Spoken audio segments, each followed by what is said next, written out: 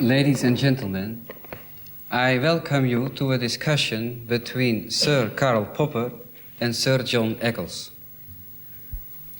Sir Karl and Sir John are close friends on a personal and philosophical level.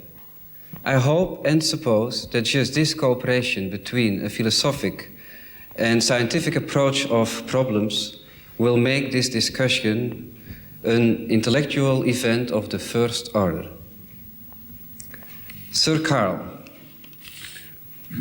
one of the dangerous pitfalls in this kind of philosophical debates is the general misunderstanding between the expectations of the public, who is looking after philosophers as old, wise men, wiser in any case than other men, and the theoretical talks of philosophers, who often deny they are wiser, but still have enormous pretensions.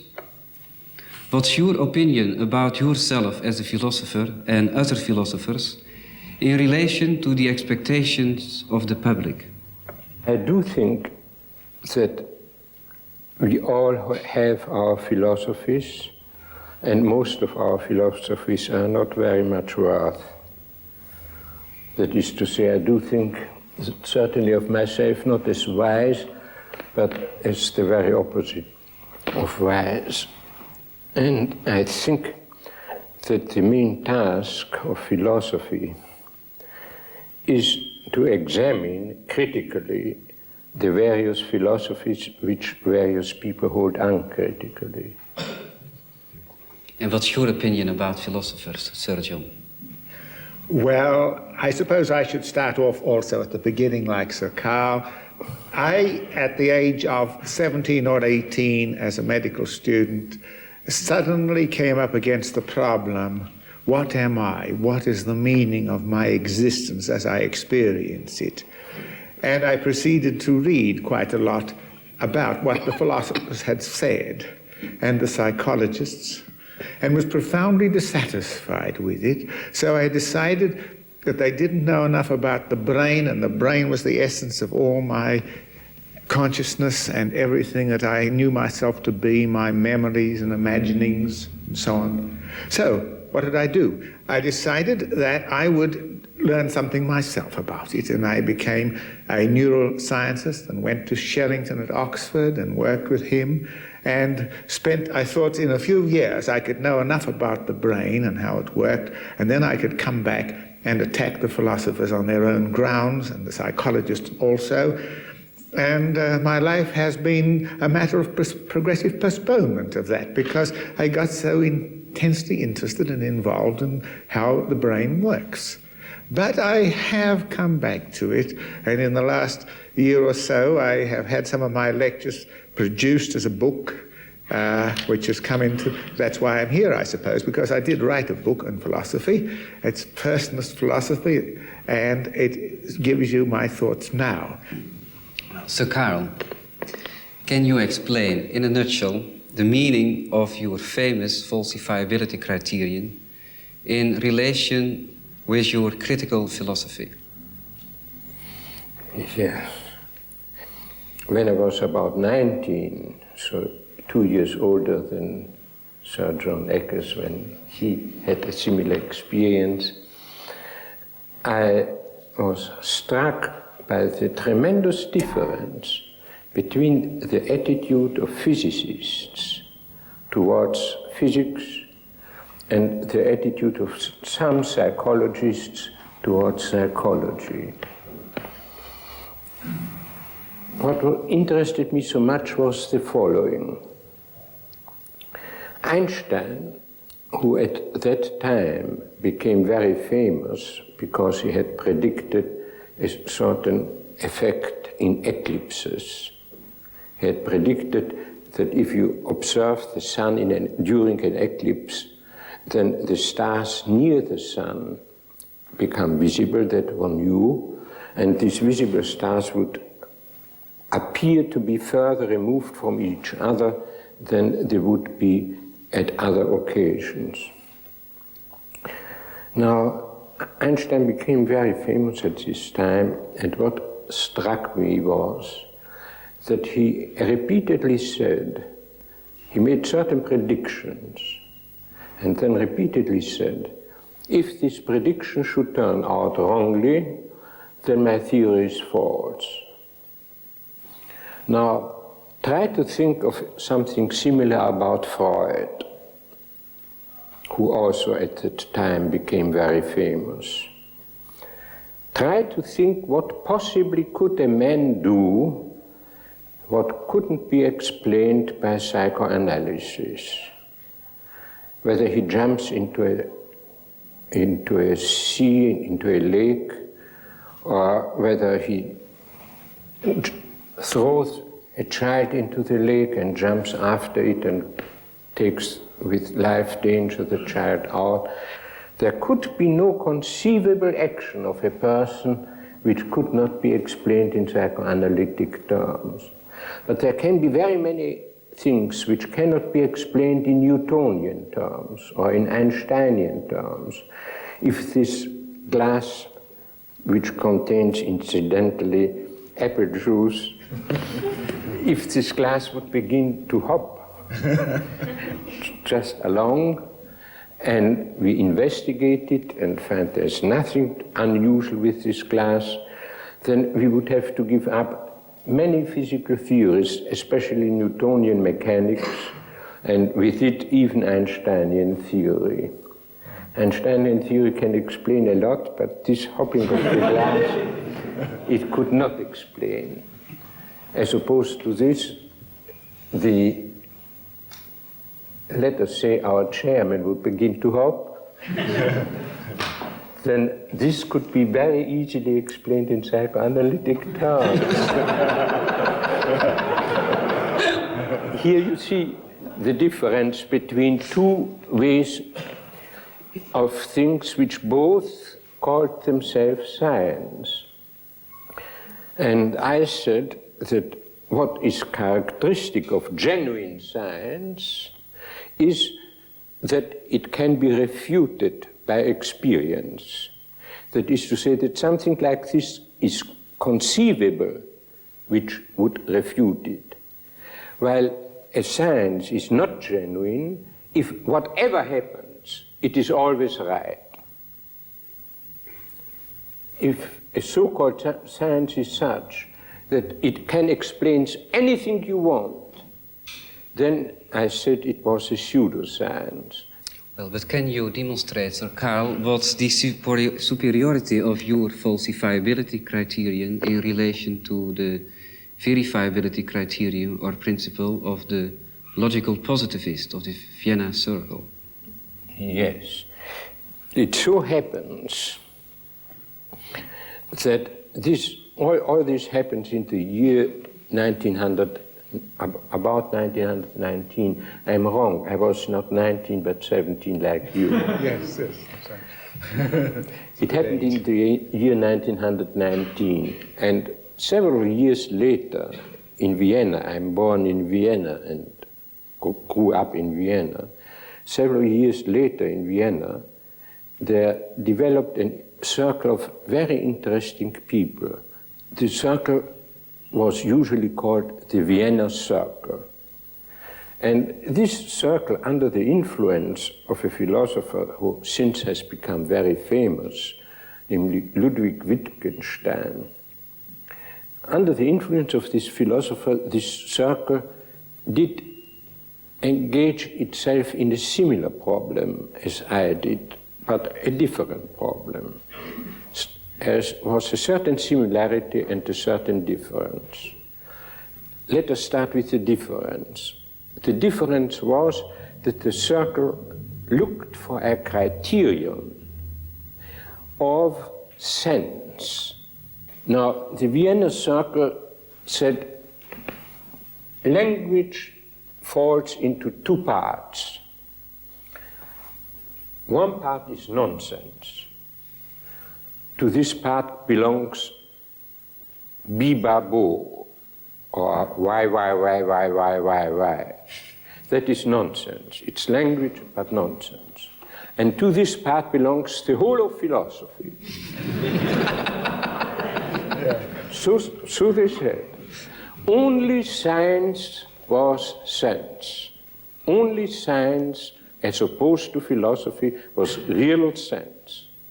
And the criterion of science was verifiability.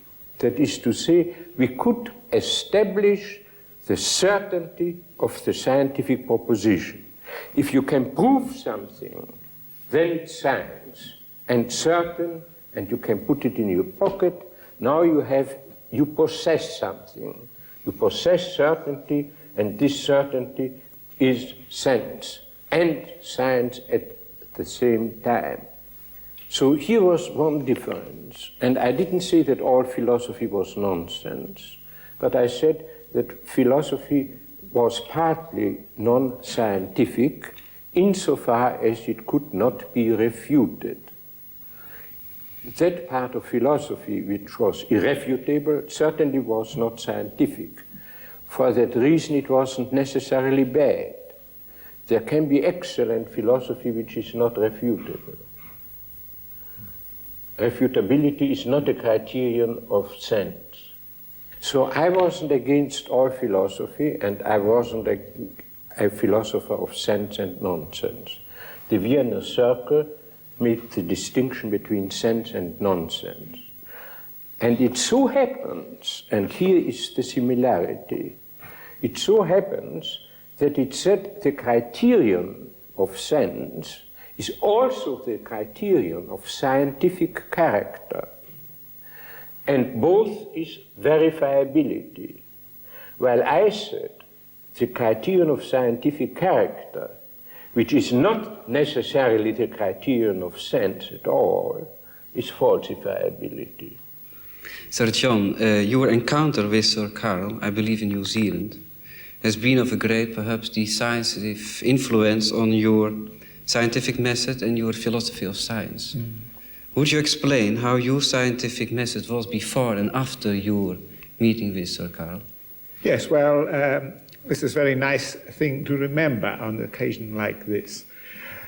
I had grown up, as I mentioned, in Oxford with Sherrington, and had accepted the ordinary philosophy of science there, namely that you do experiments, you do enough, you publish the results, you go on and do some more, and you have a good mainstream of investigation, and that as a good scientist, you should not be wrong.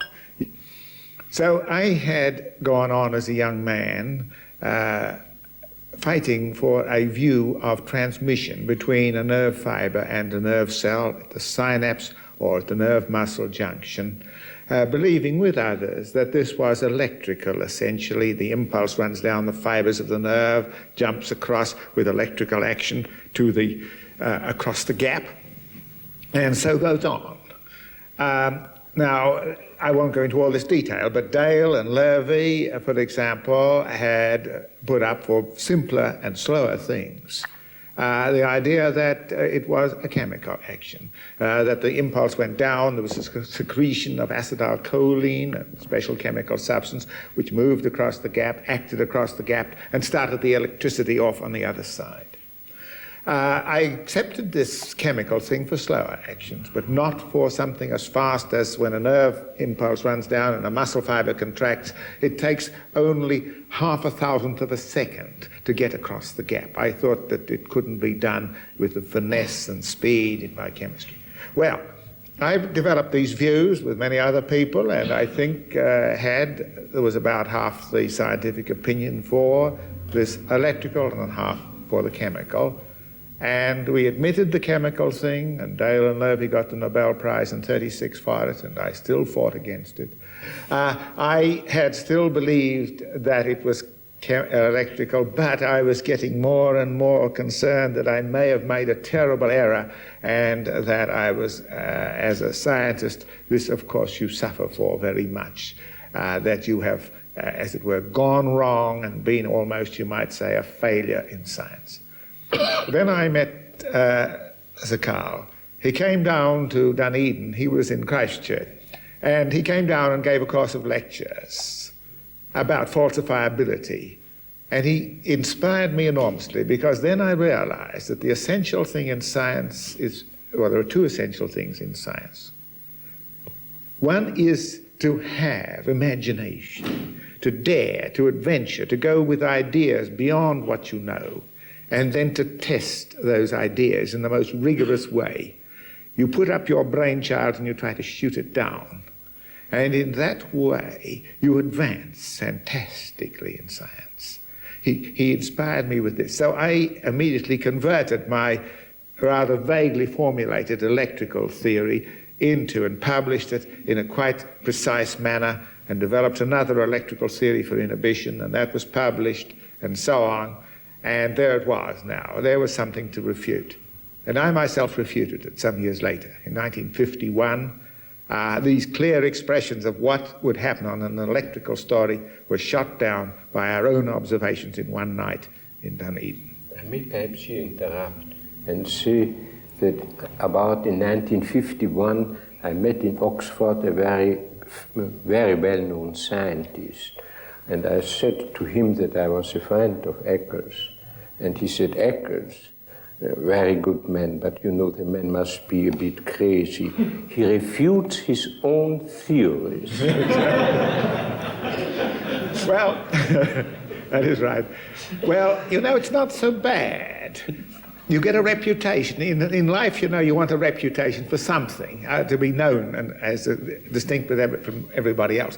I got a great reputation, as you say, for refuting my own theories. And not only refuting them, but I was particularly attacked because I enjoyed refuting them. I mean, that was supposed to be a perversion, of a very bad scientific perversion, to enjoy refuting your own theories. But this is what Karl teaches us, that we have to enjoy it. We should enjoy it, because what we've done is we've discovered something. You put up an idea, if you can shoot it down, then you know that that idea is false, and that you have to move into other ideas, and that is a scientific progress. That's the way science works. Well, I shot too well. I'll tell you in a few moments the story. The electrical story was not all wrong. It was wrong where I had claimed it to be the case. But now many other examples are known, new since that time, of electrical transmission, working in just the way I had described, or nearly so. It wasn't so silly, you see. But, so in the book I wrote, I had to have, 64, I had to have 2 chapters on electrical transmission. It's come back. That what is really valuable in scientific theory and altogether in science is the thought, the understanding, the theory. It is a myth, a very widely believed myth, that science is mainly, the growth of science in our time is mainly due to the fact that millions and millions and billions of dollars are spent on big machines. What really makes science grow are new ideas, including false ideas. False theories are dangerous only if they are dogmatically believed. If they are investigated critically, then the false theory can be extremely helpful in finding out some point of the truth. Einstein, when he had developed his general relativity theory of gravitation, he wrote, "This theory cannot be true.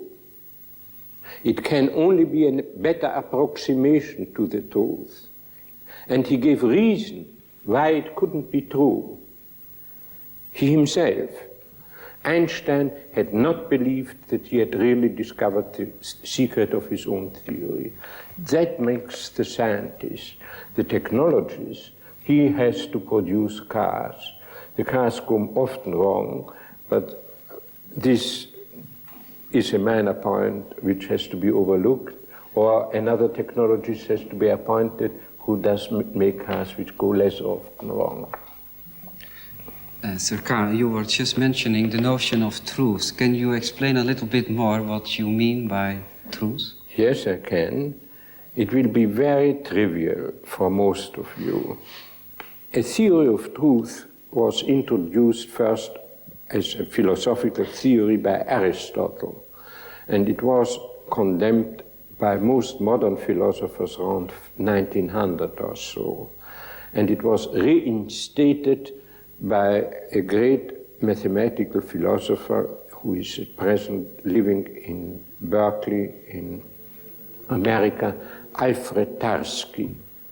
And I had the great fortune to be converted by Alfred Tarski in a similar way in which you were converted by me a little earlier. And the theory is so trivial that most of you will be disappointed. It says a statement is true if it corresponds to the facts. So truth for me means correspondence of a statement with the fact. And I do believe that very many of the statements which we hold for truth are true.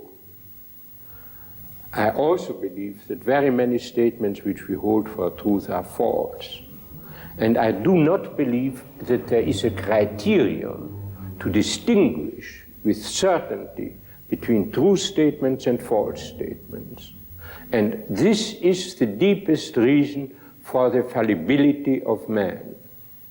Human fallibility, human mistakes are made because one can sometimes give good reasons for a thing to be true and bad reasons for a thing to be true, but never conclusive reasons for a thing to be true. One cannot generally distinguish between truth and false by a criterion. This does not mean that we shouldn't try to find truth, and it does not mean that we shouldn't get nearer and nearer to the truth. It doesn't even mean that we cannot know that we have got nearer to the truth. We can know we have got nearer to the truth, but it means that we can never know that we have reached the truth. Truth is something we haven't got in our pocket. Sir John, does your conception of truth fit into the conception of Sir Karl? I am a neurophysiologist, and there are certain things neurophysiologists and people that work with the brains can say which cannot be contradicted. They, insofar as they go, statements approximating to the truth. At least we know where the problem is. The problem has got to a different level, shall we say. Scientifically, there are certain levels at which you work, and you gradually go to levels beyond levels. Having got a firm base, you then go further. Now, the remarkable thing about what a neurophysiologist says is that all of our knowledge of the world, everything including of our own bodies, comes to us through the senses in the first place. We have memories, of course, and we have a gradually building up ways of interpreting it through our whole lifetime's experience. But everything comes in this way. And how does it come? It comes purely by, as we investigate with physics and chemistry and so on, it comes by wavelengths of different character. It comes by sounds, conjuries, not sounds, by air, waves, pressure waves in the atmosphere. It comes by chemical molecules. It comes by heat, that's another kind of radiation on heat receptors. It comes through touch and so on, and pain from our body. All of these are flowing in all the time.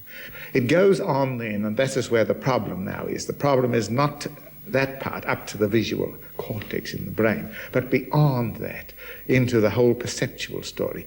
That's where we know nothing at all. This is where the story it's a problem like Sherrington's problem. How does something that's got into the brain and there's only nerve cells firing messages to one another, how does that patterned operation of immense complexity, how does that give us experiences? And I have been obsessed by this from, as I said, 17 or 18 years old right through to now, trying to understand the very nature of my existence, and that is why I speak of sensory impressions and perception and action and so on. But more than that, just imagine perception, vision, hearing. Just imagine the appreciation you can have of sound and harmony. Just imagine the memories that you are given, how you can remember so many things. Your whole life is one long texture of memories, and how you can act as you will. And I do believe, you see, that there are real problems. That the problems are that you, first of all, things come in, poured in by your sense organs, and coded information of like dots like this down millions of fibers, and they come into the tremendous patterned organization of your brain, there to go through the most complex spatio-temporal patterning written in space and time with fantastic speed, unimaginable. And as a result, you have an experience. You see a light, you feel a touch, you hear a sound, or you hear many more things. But somehow or other, what is going on in your brain, and that we understand up to a point, turns into a perception. This is a tremendously important problem beyond any solution, but it is a real problem. And we can even find down now a bit, refine where it happens. Then there's the other side. It's all of that experience, but it's customary to deny it for some strange reason, that free will. By taking thought, I can make the jump like this, you see. Just because I've never done that before, but I practiced it in my mind after Sir Karl showed it. I can do this, or anything silly that you like. By just taking thought, I can make my muscles do this. How does it happen? You must say this is a real problem, the problem of how taking thought, having a wish to do something, makes, in fact, my brain, nerve cells, their change in their performance, so that this comes out from my pyramidal tract down to my muscles to make this happen. We all know we can do that, every one of you. Yet most of you, I suppose, will argue against free will, because A, you believe it's against physics, and B, you think it's against physiology. And the answer is, of course, that this is a silly situation. The fact is that physics and physiology are far too primitive yet to explain this. Well, Sir John, but you are not only believing in the free will, but also in the immortality of souls and the existence of God. And well, what do we know of ourselves? We wake up in life as a small baby with earliest memories, and gradually through life our self grows with this string of memories which gives us our unique character and our own personal existence. Everybody else are selves like this. This is the way we came from, we know not what, from some oblivion. We find ourselves existing and then going on through life, and then at the end we know that death and destruction of the brain follow. Does this mean that life is but an episode between two oblivions? Does the problem of ceasing to be require us to face up to the inevitable end? I would say no. This is going beyond the evidence, scientific evidence even. It's one thing to prove something scientifically, but it's another thing to say, can it be falsified on scientific grounds?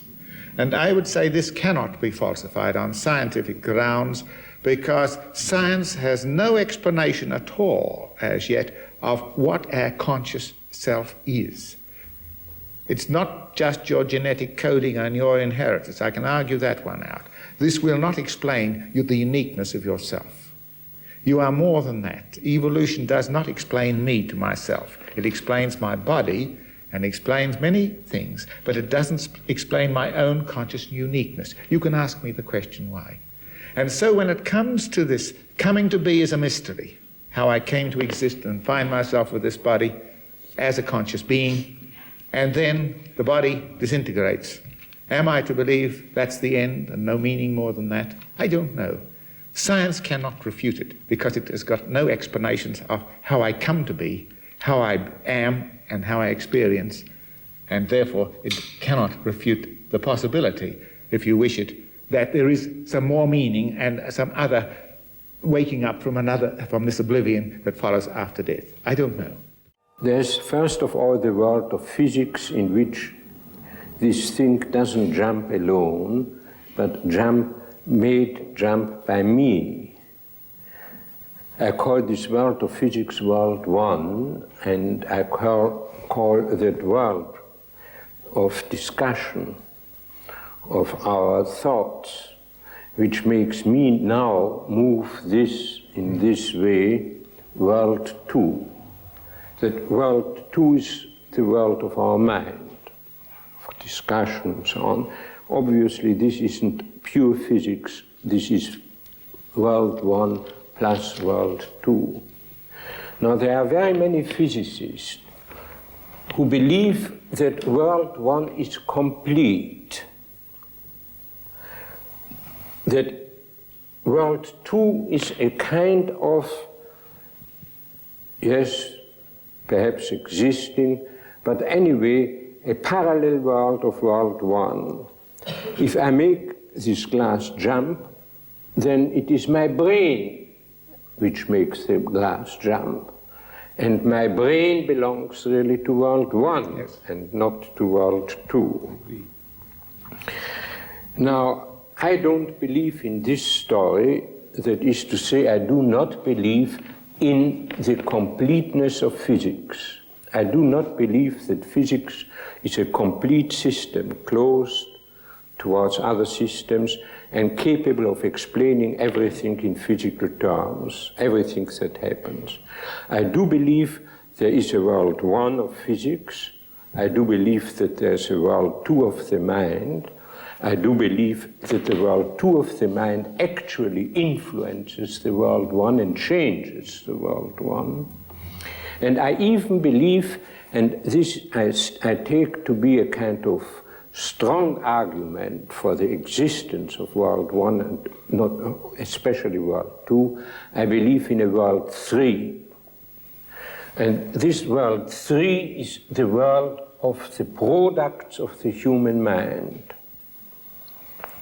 It is the world of theories, the world of thoughts, the world of pictures, but it is not the world of our feelings when we look at pictures. That belongs to world 2. World 3 is the world of content of thought. To the world 3 belongs science, knowledge, art, and other things. Now, I want to say, first of all, quite straightforward and simply, that world 3 very strongly influences world 2, and through world 2, world 1. If you see a new machine, then this machine has been conceived by some world 2 object as a third world 3 object. It really was first a plan, a blueprint, but before it became a blueprint even, it was an idea, a thing as such in world 3. And our world 1 is constantly changed by world 3, for example, by the world of science, and partly ruined by the world of science, partly improved by the world of science. These are different things. Now, the old problem of determinism versus indeterminism, I regard as the problem of the completeness of world 1 or not, whether world 1 is complete or not. And I assert that world 1 is not complete. And world 3 plays a very great role in this. Yes, well, I want to just come in and add something to that.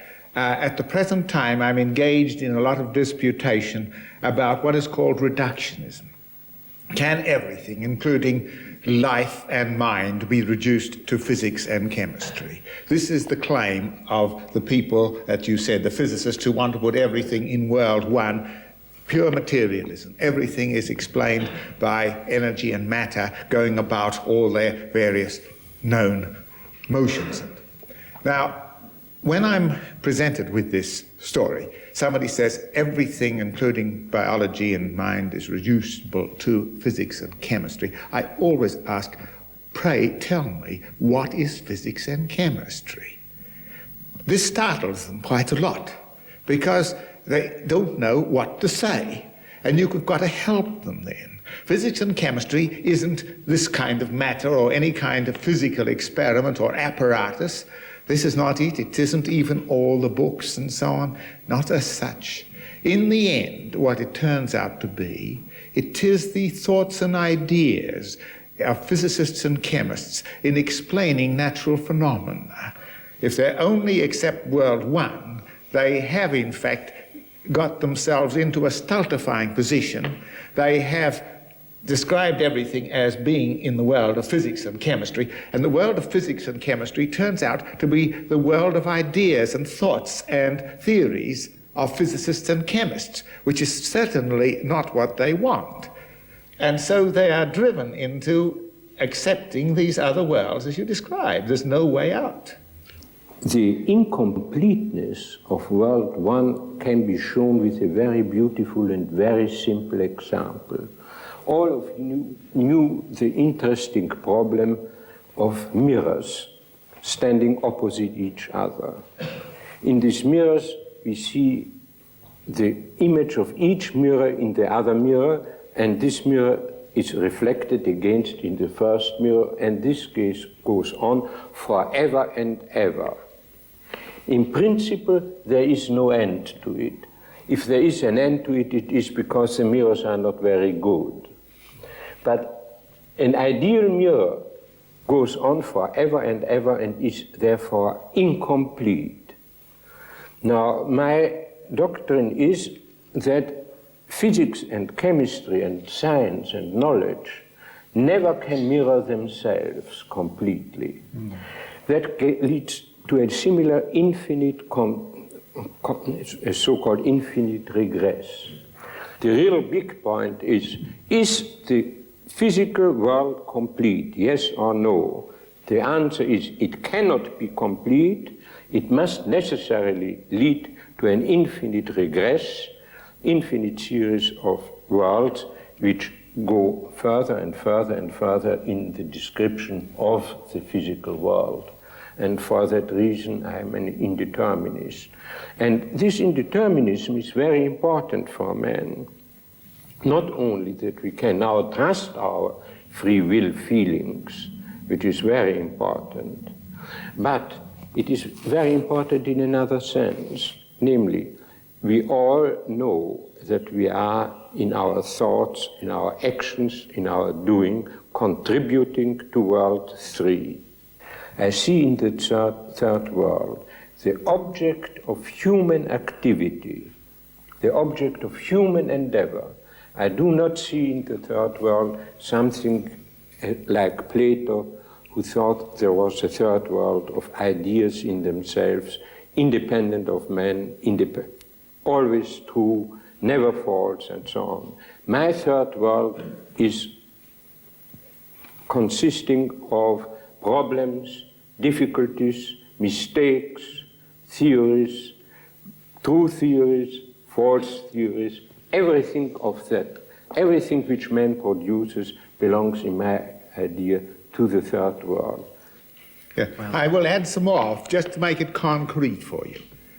A stone axe made by Paleolithic man is in the third world. Yes. This is to us a message from Paleolithic man to say that he was able to design and sculpt stone for purposes, and he often made things of great beauty. And as you go through history, the archaeologists now have done tremendous valuable service to us by studying and displaying the whole story of man from primitive times. Unbelievably magnificent things were made so many thousands of years ago. This is the story of man creating. This is the story of how man made the world three, the world of all culture and art and criticism and science and literature, everything that you can imagine worthwhile in life. The whole of civilization and culture is world three, and that is the essence of living. I agree again, but I agree again to add something. Namely, in my opinion, what is really characteristic of man and of the human third world and of the human product is language, human language. And here again, the most characteristic thing is the moment when man was able to tell a story which wasn't true, and thereby to invent the difference between truth and falsehood. The idea of truth and falsehood, which I think is one of the most important ideals of mankind, is the result of the discovery of the lie, of the falsehood. It is the result of the man who first told the falsehood in order to escape some unpleasant consequences in what he had to tell. Bees have a language too, but bees cannot lie. So you believe in falsification? This is partly because I believe in falsification. The discovery of lies or the discovery of falsehood is very important. But the thing I now really want to stress that I believe is human language, which is, strangely enough, the only inherited tool of mankind. But I want to just come in now. Language is not inherited, only the potentialities. Of course. But then the potentialities to carve and to sculpt and to paint are inherited in the same way. Of course, the potentialities inherited. I know that newborn babies do not talk. I also know that we don't all talk the same language. I can't talk one word of Dutch except kan niet verstaan. So I am very well aware that language is not in that sense inherited. It is inherited as a disposition. Of course. As an incredibly strong need of man to speak. As we see, for example, from the autobiography of Helen Keller, who was blind and deaf and could not speak and had no means of formulating words until her teacher one day gave her a signal for water. Took her hand, put her hand into water, streaming water, and gave her a certain signal. And here suddenly the idea, this means, this signal, this tapped signal means water. This idea suddenly occurred to Helen Keller and made her to a human being. Before she describes herself as a kind of animal. But the moment of speech makes her a human being. I believe that science, and quite generally the human intellect, evolves by revolutionary steps.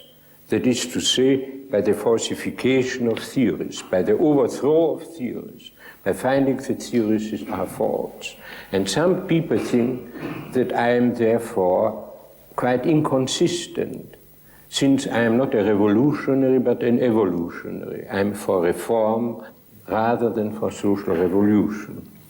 Now, this apparent inconsistency can be very easily explained. Make your revolutions, but make the revolutions outside, so to speak, yourself. Make them on paper, make them, as I say very often, the amoeba dies with its false theory, but man can survive with his false theory because he can kill the false theory instead of killing the man himself. This is the decisive possibility. We can kill the false theory instead of killing man himself. And that makes evolution possible, while in nature we have evolution which consists in the main of revolutions, of the elimination of species. No, it's true, but can you give a foundation, an empirical or otherwise foundation for your high belief in rationality? Do you mean that I believe that all men are rational? Then I say no. I don't think we are rational. If you ask me whether we ought to be rational and ought to try to be as rational as possible, and by rational I mean as self-critical as possible, then I say yes. Very few people are really self-critical. All people ought to be self-critical. That is, in brief, my answer to this question. Sir John, if you are thinking the poor American Negroes in the slums, do you think that this answer of Sir Karl is quite satisfying to defend them? I don't know that I want to answer that question. In the first place, how many of you here know about this with your own personal experience? How many of you understand the problem in America today? Imagine what your position might be like in Holland if you had these racial problems with you. I think that the problem requires a great deal more understanding, a great deal more of putting yourself in the position of all peoples. What I will say is that violence is no way out. This is what I deplore. I deplore all violence. I think this angry violence destroys everybody. You get less good in all sides, and that is what I fear in America today. Well, but let me then put it in a more general way, Sir John. If the people in power is not using your high intellectual and moral standards, what is then your self-defense against this kind of power? Is that the self-defense only of your head without your fists? I believe in this. I can do nothing politically. I can do quite a lot philosophically if people will only read what I write. I have written a book called Facing Reality, which has just been published. It is hardly yet reviewed in America at all. It's been reviewed in England. It's published in Germany. This is the way I can help. I'm trying to get people to understand what life is, what an individual person is, to see the mystery and wonder of existence of each one individual being, how they come to be, their conditions of life. I want to see everybody with the maximum opportunities for what I call self-fulfillment. We want the refinement and development of this world 3, the world of culture and civilization. If you belong to groups, and there are fringe groups that want to destroy all this and say our society is evil, science is evil, have no more science, technology pollutes, have no more technology, well, go back and live in Stone Age country. I can tell you where to go. Go to the highlands of New Guinea. I have been there. I've seen Stone Age people living. You do not know what it is like to live without culture and all the advantages of civilization. I'm not saying that all is good, but I'm trying to say that we should appreciate it. Now, I would say this, that I think neither the Negroes nor the whites in America want to have forcible desegregation of schools if there were a good alternative. I have a good alternative. The alternative is to make the schools where the minorities go better than the others by giving them better teachers, giving teachers more salary to teach there, giving them better conditions, better opportunities. I would say this rather than some forcing of mixture, but to give opportunities. This is the main thing.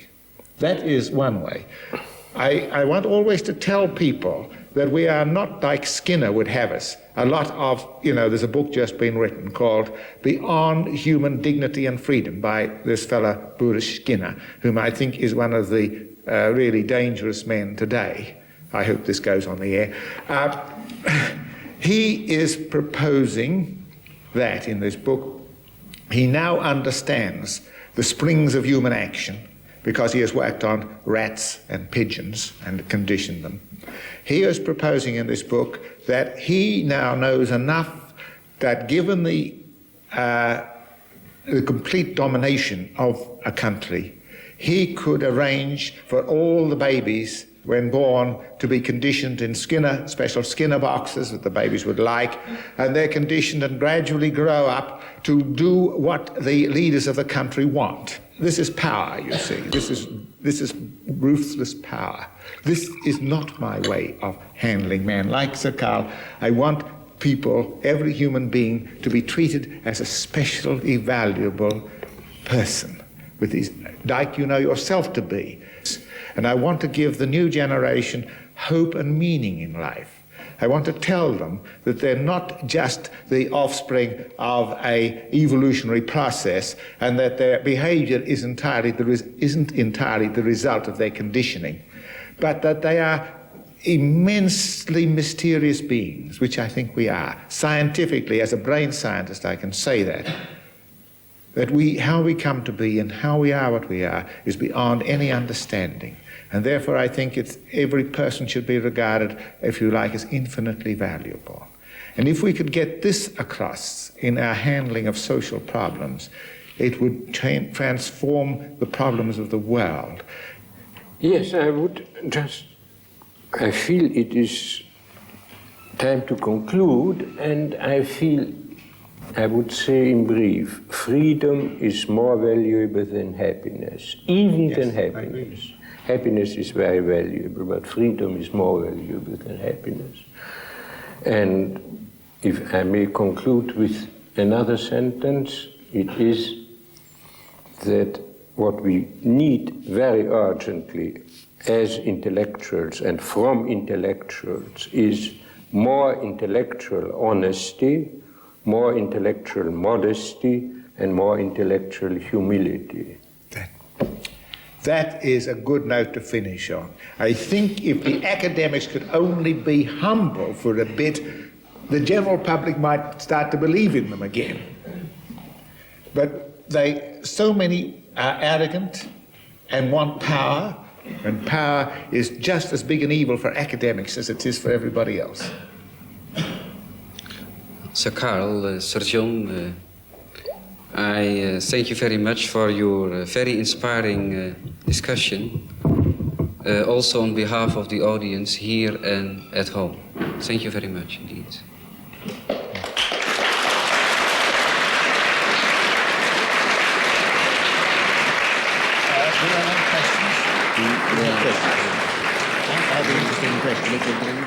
If there is someone who wants to pose a question. Yes. I have a question for Sir Karl. Can you hear me? And that is that you are at this moment the greatest opponent of the so-called Frankfurter Schule, the dialectical or critical theory of society. Well, it is certainly too much here to ask you to give in a nutshell why you are an opponent of that whole critical theory. But maybe I can narrow my question down to this and ask you what you think of dialectical thinking and dialectical concepts. Thank you for this question. The answer is, I knew of this Frankfurter Schule, but I didn't know of its particular great influence. I knew of the people who wrote for it, but I thought it was such nonsense that nobody would take any account of it. Now, my opinion about the Frankfurter School is this. After the breakdown of Hitlerism, people in Germany were anxious for some new sort of leadership, some new sort of philosophy. And unfortunately, they got the Frankfurter School. Perhaps, Sir Karl, I may add some sentence of your own in Reason or Revolution, in which you speak about these questions for the questioner. You are stating then that a substantial issue between the Frankfurter Schule and you is revolution versus piecemeal reform. The essential difference is really very simple. The essential difference is speaking simply and clearly so that, if possible, everybody who is interested can understand what you say, or believing that university education consists in learning how to speak in an impressive and ununderstandable way so that people are afterwards having new stuff to talk about. That is the issue. That is the real issue between me and the Frankfurter School.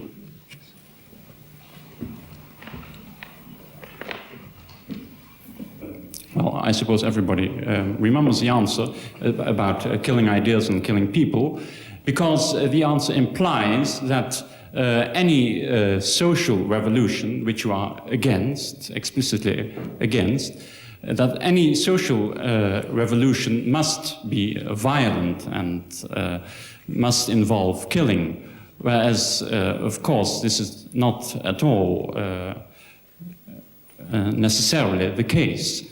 There are many revolutionary social ideals, for instance, well-known anarchist ideals that there shouldn't be any state at all. One should discuss theories and, so far as possible, foresee the social unintended consequences of one's actions theoretically before one undertakes these actions. The actions are sometimes revolutionary in the sense that they are violent.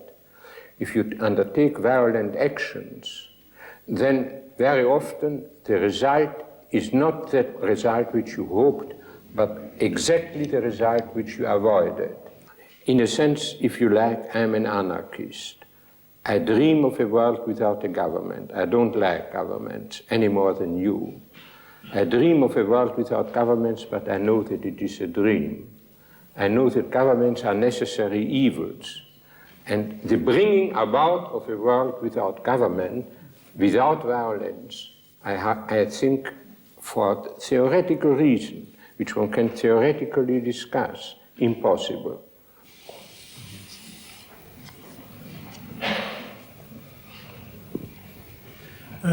Part of my question is already answered now on the last part, what you talk to him. But anyway, what I want to ask you is, you say that all the problems or most of the problems can be solved just by thinking. On the other hand, you say, no, that isn't possible because there are always people who will destroy this. That's the reason why you should have a government. So, in fact, you think this is the best solution now and will be. Please, can you say something about this? To whom was it? Well, I don't even know to whom the question was directed. I haven't understood one did I word. understand your question? Well, in the sense that you are saying that Sir Karl is in fact defending the status quo, the political status quo. Yes, as fact that he thinks that is the best thing. Well, You have to start from the political status quo. I am an anti-Zionist. That is to say, I always was against, before the Jews went to Palestine, I was against the Jews going to Palestine. But now, when there are Jews in Palestine and have done good work there and have brought up their children there and their innocent children live there, I am in favor of letting them go on living in Palestine. I am certainly against any injustice done to the Arabs, and I'm very sad about that so much injustice was done to the Arabs. But I have to accept the status quo, whether I like it or not. This does not mean that the status quo is unalterable. This does not mean that one cannot improve the status quo, but this means that a man who does not accept the status quo as it is just breaks the world to pieces. That is all. You can either dream that you can start again from paradise, can say paradise now, we are all Adam and Eve, and we renounce all that happened since. You can either do that or you accept the world as it is. So if you accuse me that I accept the status quo as it is, then I say I accept the status quo as a starting point. Let us try to improve on it wherever we can. But if you don't accept it, then you have universal war. Nothing short, atomic war, of course.